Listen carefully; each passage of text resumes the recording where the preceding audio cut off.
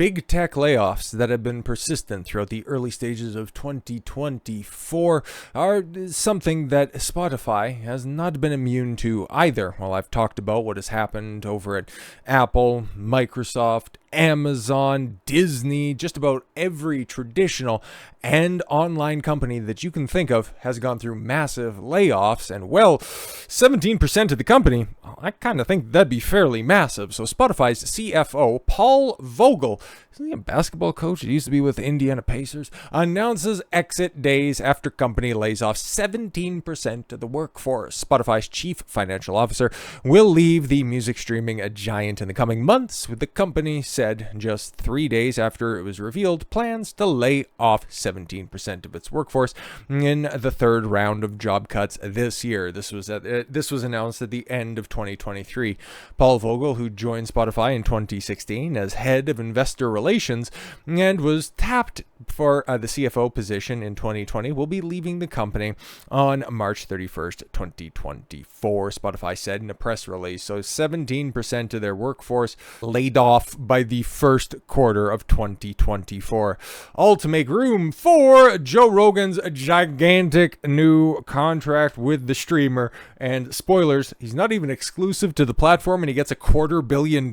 What the hell, man? This is absolutely wild. And to just think, not that long ago, this dude signed a $200 million deal at the tail end of 2020. It's wild that time flies, man. Time flies when, well, frankly, nobody was really listening anymore. They could just go ahead and hide how many people were actually paying attention to the average Joe Rogan episode. Yeah, I understand. And I talked about this at the time, that this was going to be simply his Howard Stern type move where he would just go ahead, take the money for a smaller audience, and then just be totally fine with the censorship that came. And guess what? Exactly that happened. It's one of the earliest videos that I have on my channel. You can go ahead and check back and see how right I was. I'll just go ahead and pat myself on the back there for being so correct. But podcast king Joe Rogan may ditch Spotify for another platform, possibly even joining Elon Musk's X. Well, that prognostication back in the early stages of November isn't exactly all that incorrect.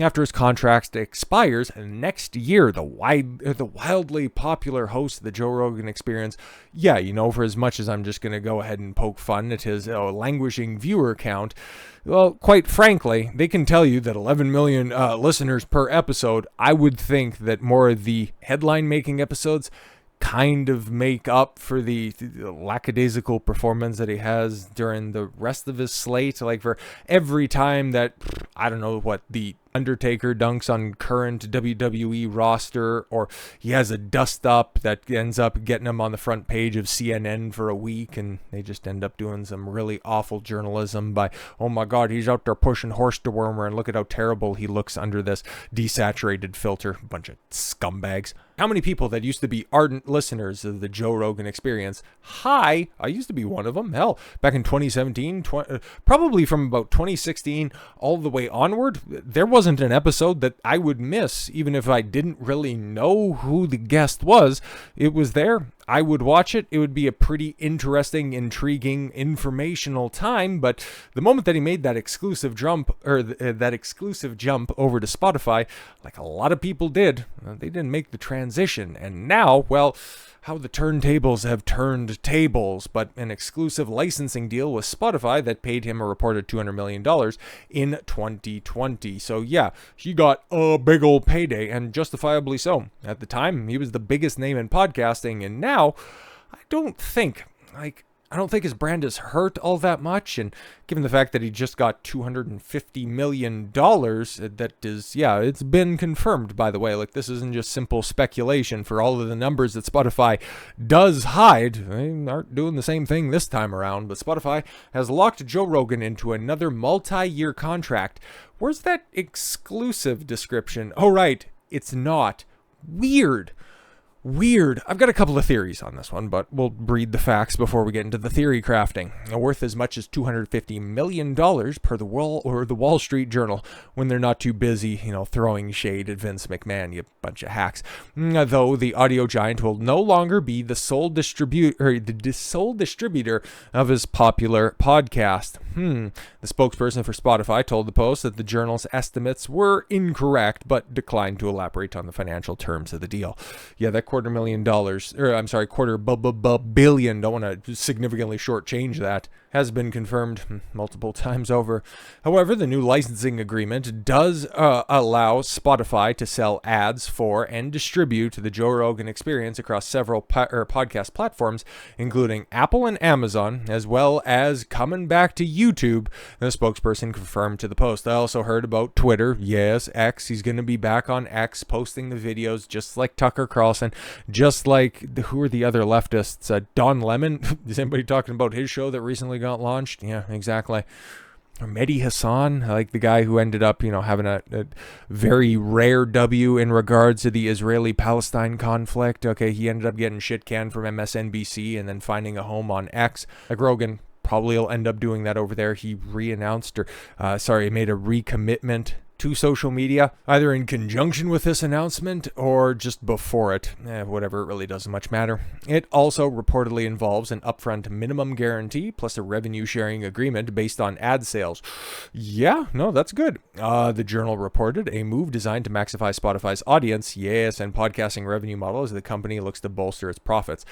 And that's kind of what I was thinking about. It's like, okay, as an isolated entity, it's like they don't want to lose the biggest name in podcasting still, but it's not really doing anything to grow Spotify. Like, they're sinking a lot of money into this guy, and instead of acting like Disney or Amazon and tripling down on maintaining the license to the most lucrative brand they have at their ready, like, you take a look at the rest of the podcasts that they have on display, and brother, it's kind of a veritable who's that of podcasting. It's Joe and everybody else. They have another Joe. I'm not going to clue you into who they have assigned to an exclusivity deal, but he's, as a little bit of a hint, he's not allowed within 500 feet of the local SPCA. Pump it up. Spotify makes the correct decision, allows Joe to go back to his original home where he built his brand on YouTube, and then also go off to Amazon Music, who has very deep pockets,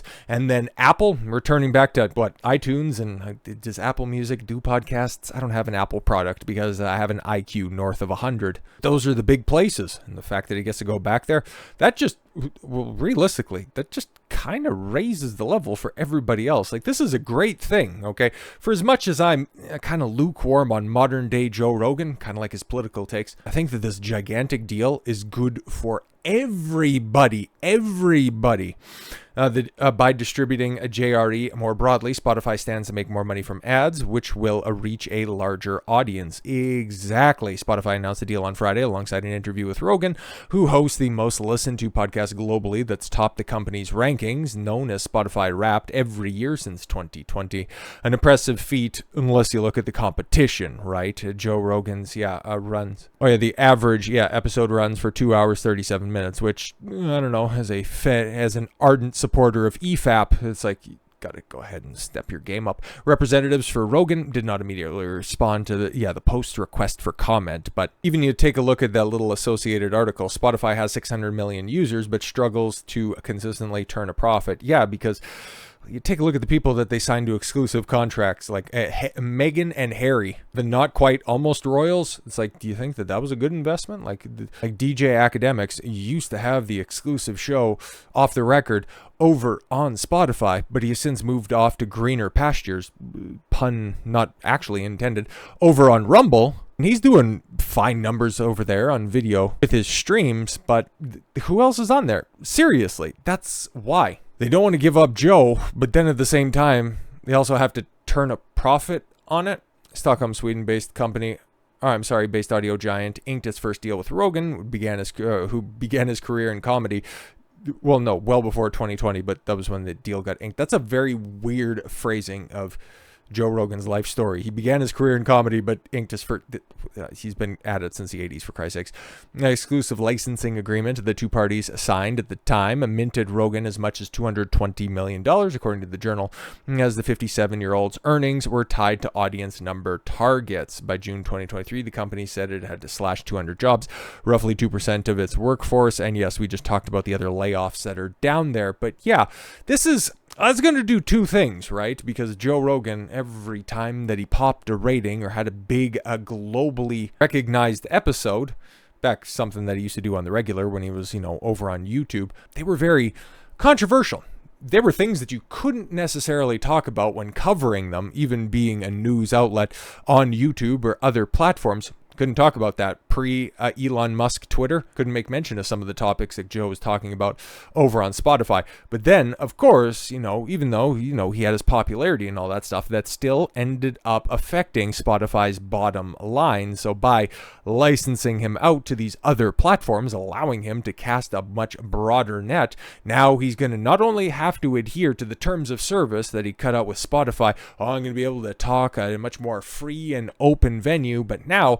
you still got to fit back into the box of Apple. You got to fit back into the box of Amazon. And, oh yes, you got to put back on those handcuffs over there at YouTube. What happened to that whole free speech crusader? I thought this move over to Spotify was supposed to allow you to just open up and discuss a whole bunch of verboten topics that they wouldn't let you discuss. Oh, they've got me on a leash over there at YouTube. Google is stifling my free speech. But now you're willing to just come on back? Like I said, I ultimately think that this is a much deserved deal.